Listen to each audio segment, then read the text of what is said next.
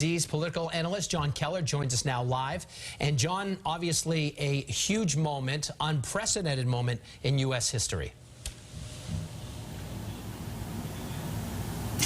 Yeah, it is. And the problem right now in terms of trying to get your hands around what this all means is we don't know exactly what the charges are, and we don't know how the former president necessarily will react to them. But David and Paula, as far as the politics of all this goes, I just read an Associated Press story that described this as a jolt to Donald Trump's ambitions for running for re-election next year. Yeah, I would call it a jolt, all right. I would say it's going to turbocharge his re-election campaign.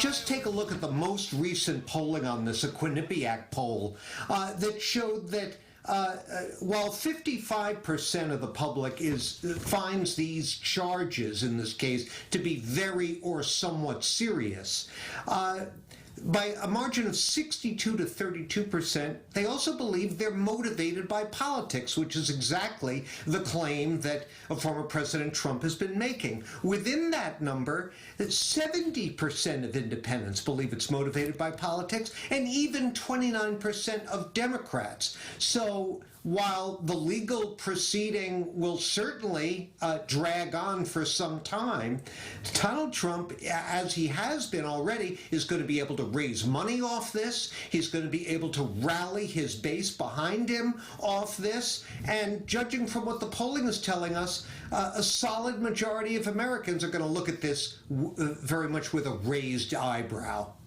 Right, John, there's no way you can separate the politics from this moment, because for so many Trump supporters who will believe these charges are politically motivated, as CBS News legal analyst Ricky Kleeman just pointed out, he will be fingerprinted. There will be a mugshot. This is going to be unprecedented, and it will enrage Trump supporters who believe that he has told them the election was rigged.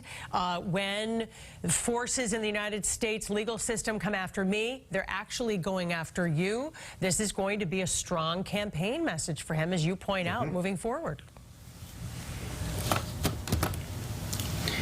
And haven't we already seen, Paula, over the last few years, that the humiliation of Donald Trump, impeached twice, having an extramarital affair that took place while his wife was pregnant, exposed. It doesn't seem to matter to his supporters. It just galvanizes them even more. Mix in the wide-ranging belief in conspiracy theories and the generalized skepticism of big government that you see reflected across the partisan spectrum. Yeah, as I say, I think this is going to be a jolt, all right. I think it's potentially a jolt that could send Donald Trump into a commanding position in the race for the Republican nomination next year. Yeah, you were talking about so many polls, John, just over the past couple of weeks. The poll numbers between him and Ron DeSantis, who people presume is going to run, have just widened. Trump's lead is just so much bigger, and all of that was happening while these reports were coming out that he might be indicted. A couple of things, John, because I think people will have questions. Number one, this does nothing to the possibility of him being president again. It has no effect on whether he's allowed to run again, whether or not he can be president. These are state charges. That's also another thing to point out, because if he becomes president, he cannot pardon himself, which could be a possibility. Yeah, right. And, you know, again, I'm hesitant to wade into the legal aspects of this just because we don't know exactly what these charges consist of. My understanding is, at best, we're talking about a low-level felony here, and while that's no laughing matter, it's hardly something that would cripple him politically in the climate that we're living in. And, you know, it also, as a matter of how the media is going to cover politics in the months ahead, the kind of things that the public will be listening to and talking about on talk radio and online. This sucks all the oxygen out of the room.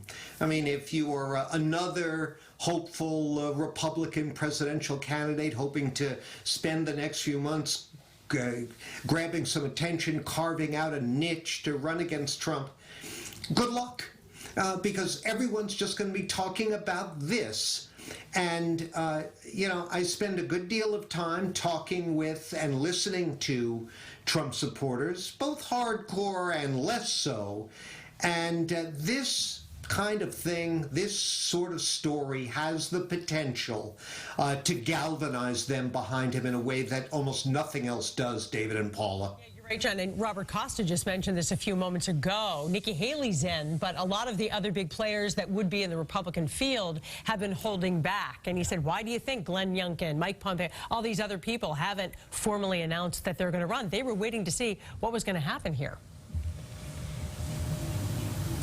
And he's facing other investigations. Yeah, and we've already seen, right, and Paul, we've already seen in connection with this case and in other ways how the Republican majority in the House caters to whatever the Trump narrative of the moment might be. You've seen high-placed members of the Republican majority trashing Alvin Bragg, the district attorney in Manhattan, over bringing this case, demanding that he come testify before them. So it's already a circus. The circus just got much, much bigger and more intense.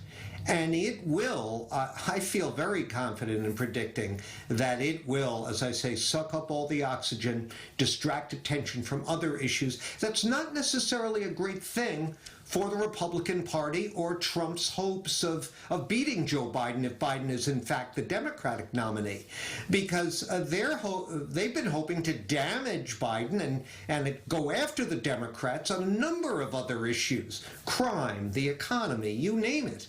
But if this is the one thing that's really focusing both the Republican political establishment and Mr. Trump himself, it's hard to see how other issues are going to get traction. All right, John Keller, thank you so much for your insight.